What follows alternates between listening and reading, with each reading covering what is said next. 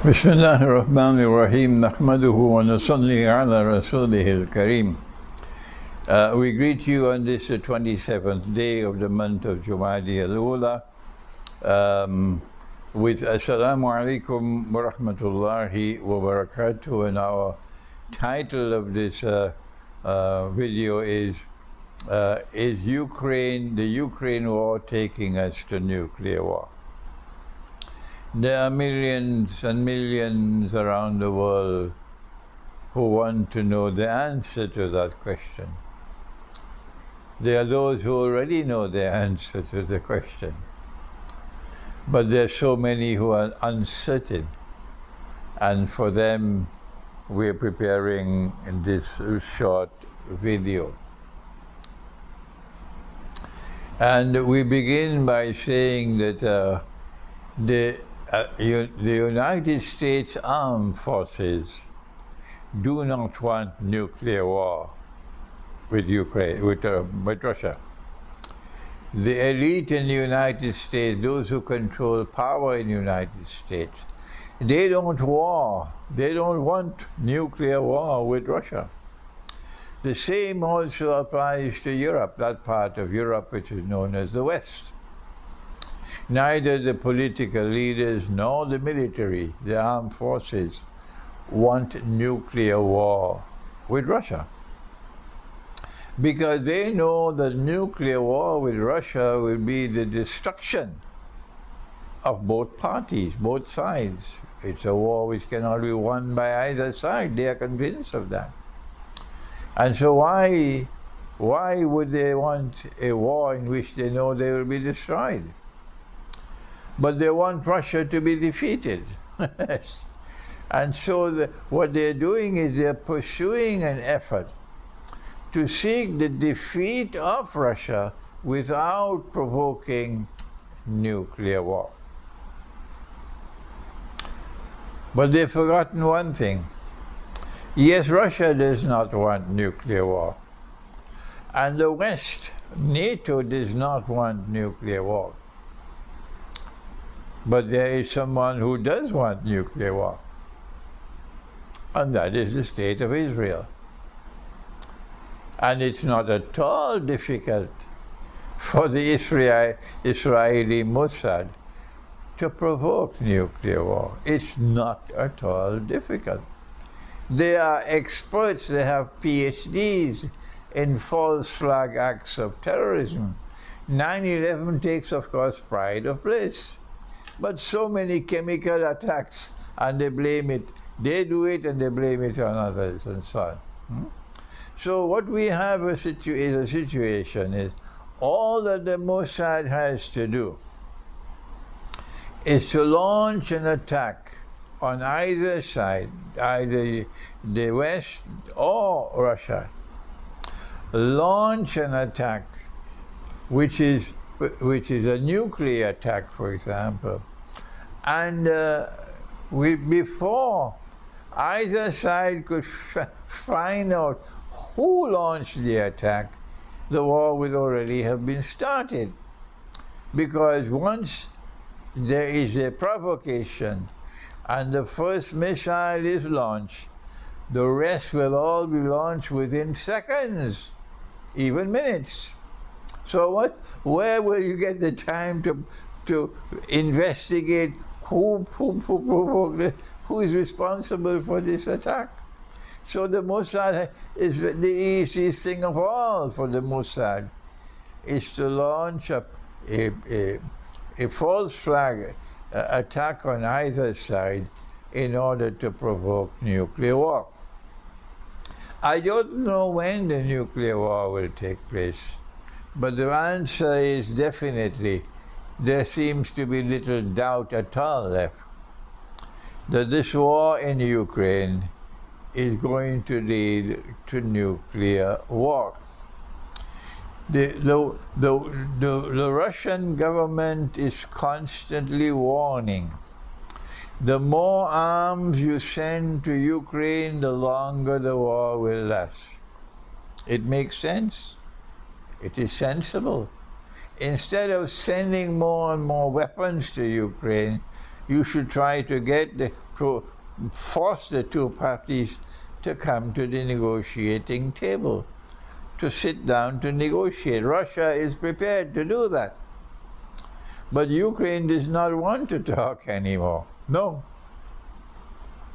At the heart of this war was a response to oppression.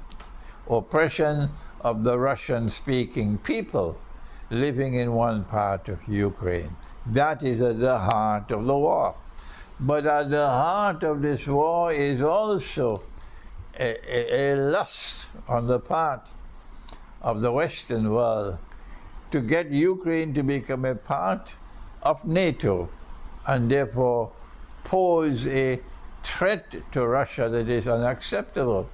The United States also said it is unacceptable for us to have nuclear missiles launched, placed in Cuba. That's what the United States says. We will not allow it.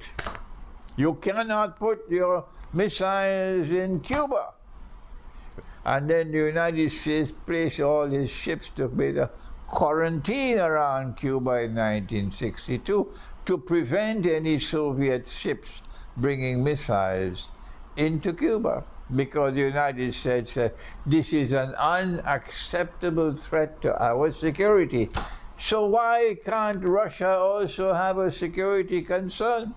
Only you are the ones who can have a Security Council and others cannot? Are you the rulers of the world? The rest of mankind are only natives? Huh? This is not acceptable to the rest of mankind. And mankind is waking up today. This is miserable double standards. And so at the heart of the war in Ukraine was, first of all, oppression of a people in Ukraine. They have the right of self-determination. They have the right to live in freedom. The Albanians in Kosovo, who constitute the overwhelming majority of Kosovo, yes, of course you have the right to self-determination when Yugoslavia broke up. We accept that you have that right to self-determination, but you must ensure that you do not oppress others. As Ukraine was oppressing Donbass, so too the Albanians in Kosovo were oppressing the Serbs, who are very small in number. The problem in Kosovo is an exact replica of the problem in Ukraine. And so the war in Ukraine began because of oppression of a minority people. And what is happening in Kosovo now is the same thing, the oppression of a minority people in Kosovo, the Serbs. And then came the unacceptable security threat to Russia by NATO's expansion into Ukraine, similar to placing missiles in Cuba that was a threat to the United States. And so Russia is on the right side of history in Ukraine. You can have whatever analysis you want, spreading all kind of lies and propaganda about how they raped so many children and they attacked so many hospitals and there were so many. We've heard it so many times. It's a playbook of all these accusations which are launched against people in war propaganda. That's all it is, war propaganda. We've heard it again and again and again. Don't bother to repeat it to us anymore. Russia is on the right side of history. When Russia intervened to protect the interests of those who are being oppressed in Ukraine. Russia tried and tried and tried to get an arrangement where they would be protected, but it never worked. One of the amazing things which have come out of this so far is that the former German Chancellor, Angela Merkel, who was just confessed that yes, we negotiated the Minsk Agreement, 1914 or 15, 2014 or 15. But we did not do it in good faith. We did not negotiate with you in good faith. No. We negotiated that agreement with you merely to get time. In cricket it says it's called praying for time. No, in the Quran Allah says, Kulu qawlan sadira. Don't speak with a crooked word. Don't negotiate in a crooked way. Kulu qawlan sadira. Speak in a way which is plain and straightforward. Awfu bil uqud.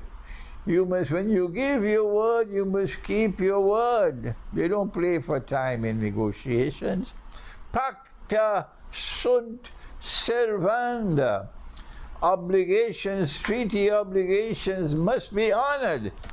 This is at the beginning of Surah Al-Ma'idah, and this is the foundation of international law. Pacta sunt servanda. They taught me when I was a PhD student at the Graduate Institute of International Studies in Geneva. A Polish professor taught me international law. She was from Poland. Pacta sunt servanda. Treaty obligations must be honored. And this is the Chancellor, the former Chancellor of Germany, admitting and confessing, no, we did not negotiate in good faith. No. This is yet another coffin, another nail in the coffin of modern Western civilization. That this is not a civilization that can survive in history. I made a previous video in which I asked, is Pax Americana now in permanent decline? What is lacking in our scholarship in the world of Islam is the capacity to use the Quran and the prophecies of Nabi Muhammad ﷺ to understand the reality of the world today and to anticipate what is coming. And what I have realized from my study of the Quran is that it is just a matter of time now. We might witness over the next year, complete year, a continuation of what is happening in Ukraine now. If this winter is a catastrophe for Ukraine, the next winter would be worse for Ukraine. Because Russia is fighting on her doorstep. And the West and the United States are far away from Ukraine. So you can't beat Ukraine in her next door neighbor territory. And so it is a matter of time before the nuclear war takes place. But it is Israel which will determine when the war takes place. Why would Israel want nuclear war? Those of you who have studied Islamic eschatology, you know it. But the others who are not studying it, we don't know. Answer: the footprints of Dajjal are always in three parts. And we have said, in Taliku ila zillin zi thalathi shu'ab, in Surah Al-Mursalat, that the three parts of Dajjal's shadow, first of all, Pax Americana, first of all, Pax Britannica, and then Pax Americana. And then Dajjal is going to attempt to give us a Pax Judaica, which is lasting for just a day, like a week. That's all. But a Pax Judaica cannot take place until and replace Pax America unless Pax America is sent out into the sunset. And it seems to me that that is what is now happening. And so in order for Pax Judaica to replace Pax Americana, a nuclear war must take place. which will bring about the end of modern Western civilization as a strategic actor on the stage of the world. Only then. Well, Israel is hoping that the nuclear war will also cause Russia and China to also be damaged in such a way that they also will no longer be strategic actors on the stage of the world. And so the coast will now be clear for Israel to become the new ruling state in the world, and for all of mankind to have Jerusalem as the capital of the world, and for a false Messiah to stand up in Jerusalem and to say, I am the Messiah. All of this is in my book, Jerusalem in the Quran, which was written 22, 23 years ago. Islamic scholarship does not want to respond to that book. Islamic scholarship cannot respond to it. They don't have the capacity to respond. Hopeless, they will never respond to it. Even if they understand it, was scared to respond to it. So leave them alone. We'll move on even if we have to move on alone. So yes, we say our conclusion is that the war in Ukraine is taking us to nuclear war. How do we prepare for nuclear war? I've already recorded a video for that, but in this video we want to confirm our view that we are moving to nuclear war. I don't know how long it will take. Thank you. Wassalamu alaikum wa rahmatullahi wa barakatuh.